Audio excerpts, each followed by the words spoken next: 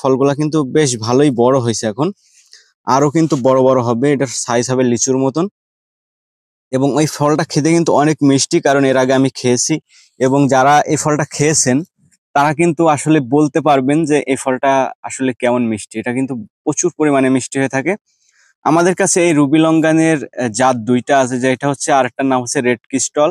সেটার কালারটা ঠিক সেম, কিন্তু ওইটার বিচিটা একেবারেই ছোট হয়ে থাকে, নেই বলতে গেলে চলে। আর রুবি লঙ্গানের বিচিটা একটু হালকা একটু মোটা হয়ে থাকে, তারপরে মাংস মোটামুটি আছে, ভালো আছে। আর ফলটা যেহেতু লাল কালার হয়ে থাকে, গাছটাও লাল, এই জন্য যারা ছাদ বাগানি করেন, ছাদ বাগানের মানে হচ্ছে ছাদ বাগানটা সৌন্দর্য হতে হবে এবং সুন্দর একটা আপনার যে ভাবটা ছাদের সেটা ফিরিয়ে আনবে। এই জন্য এই ছাদ বাগানের লঙ্গানটা, আপনার এই যে লাল যে ফলটা, এটা কিন্তু আসলে অনেক একটা মানান। তো ছাদ বাগানে বেশিরভাগ মানুষের রুবি লঙ্গান আপনারা করেন। তো এই ফলটা কিন্তু লাগানো ভালো, আপনারা দেখতে পাচ্ছেন ছোট্ট একটা গাছ ফল ধরে আছে।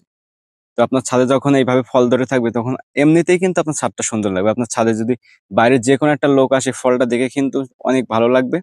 তো ভালো লাগার জন্যই যেহেতু আমরা ছাদ বাগান করি, সেই জন্য আমি বলবো যে ছাদ বাগানে আপনাদের লঙ্গানের চারা রোপণ করা অবশ্যই উচিত।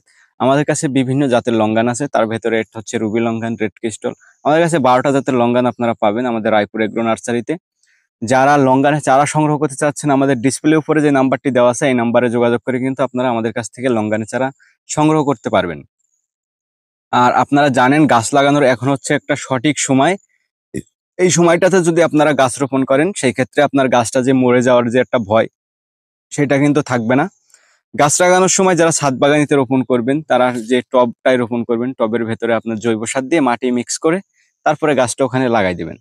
আপাতত গাছ নতুন অবস্থায় লাগানোর সময় কোনো রাসায়নিক সার ব্যবহার করবেন না।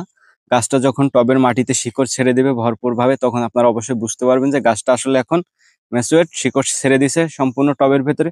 তখন আপনারা হালকা পাতলা রাসায়নিক সার ব্যবহার করতে পারেন। আর যে কোনো সমস্যার জন্য আমাদের ডিসপ্লে উপরে নাম্বারে যোগাযোগ করে তো আমাদের কাছ থেকে আপনারা সাজেশন নিতে পারবেনই। কোন সময় আপনার কোনো যদি গাছের সমস্যা দেখা দেয়, আমাদের কাছে সব ধরনের সহযোগিতা কিন্তু আপনারা পাবেন। তো আমাদের রায়পুর এগ্রো নার্সারি থেকে আমরা এতদিন যা চারাগুলো আপনাদেরকে দিয়ে আসছি, সব কিন্তু আমরা উন্নত মানের এবং ভালো জাতগুলো আপনাদেরকে দেই। আমরা যখন একটা চারা বিক্রি করি, তখন সেই জাতটা আমরা নতুন সংগ্রহ করার পরে আমরা নিজেরা এইভাবে পরীক্ষামূলকভাবে চাষটা করি। করার পরে দেখা যাচ্ছে যেটা আমরা ভালো মনে করি সেটাই কিন্তু আমরা পাবলিকের মাঝে আমরা সেই জিনিসটা ছড়াই। আর আমরা নিজেরা যদি গাছ রোপণ না করি, সেই ক্ষেত্রে কিন্তু এই গাছগুলো যখন বাইরের থেকে নিয়ে আসি, গাছগুলো অনেক দাম থাকে। আমরা করার পরে এখান থেকে জাত তৈরি করে আপনাদেরকে দেই একটু কম দামে। কারণ বাইরেতে যখন বেশি দামে আসে, একটা গাছ যদি বলে আমি 10,000 টাকা, আপনি কিন্তু কিনতে পারবেন না, বলবেন এত দাম, কিন্তু আমাকে কিন্তু 10,000 টাকা দিয়ে একটা গাছ কিনতে হয়। কেনার পরে সেটাতে জাত উৎপাদন